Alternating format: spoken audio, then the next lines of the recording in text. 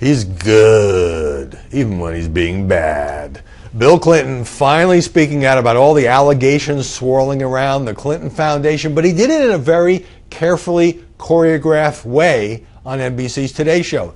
Wasn't sitting in the studio with Matt Lauer, sounding defensive. He has the reporter Cynthia McFadden accompany him to Africa, where Clinton was able to display the good works of the Bill, Hillary, and Chelsea Clinton Foundation and some of the poor black children in Nigeria who were being helped by one of the programs. So that was an interesting bit of stagecraft.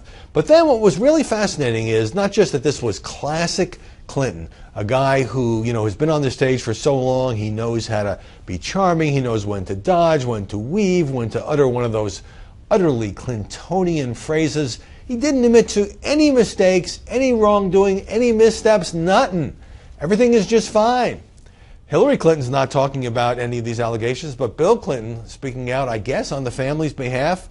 And so interesting the way the former president turns the tables on his critics. He tells Cynthia McFadden, there's been a very deliberate attempt to take the foundation down. Doesn't say by who, doesn't mention author Peter Schweitzer, doesn't talk about the New York Times or the Washington Post or Reuters or Fox News. Just a deliberate attempt. He's trying to help the world and people are trying to take him down. There's almost no new facts, says Bill Clinton, that wasn't known the first time she ran for president. Well, that is just ludicrous. You could argue about the interpretation of the facts. You can argue about whether or not people with an agenda are going after the Clinton Foundation. But there are lots of new facts having to do with Haiti and with Kazakhstan and with the Russian-controlled uranium company and all the people giving money not just to the foundation but to Bill Clinton for big money speeches and also trying to get favorable rulings at Hillary Clinton's State Department.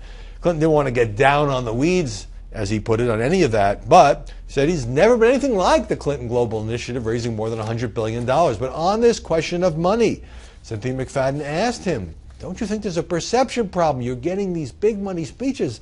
And he says, I just love this, he says, oh yeah, I got to pay our bills.